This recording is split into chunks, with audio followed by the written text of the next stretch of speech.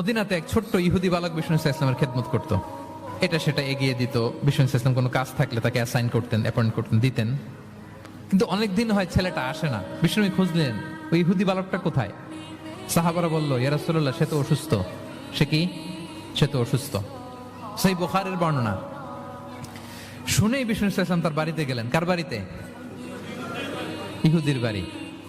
আমরা মনে করছি শুধু মুসলিম অসুস্থ হইলেই বোধহয় দেখতে যাইতে হবে, এরকম আমরা ধারণা করে নিছি। না, অসুস্থ হলে সেবা শুশ্রূষা করা, দেখতে যাওয়া, এটা মুসলিম অমুসলিমের সাথে সম্পর্ক না।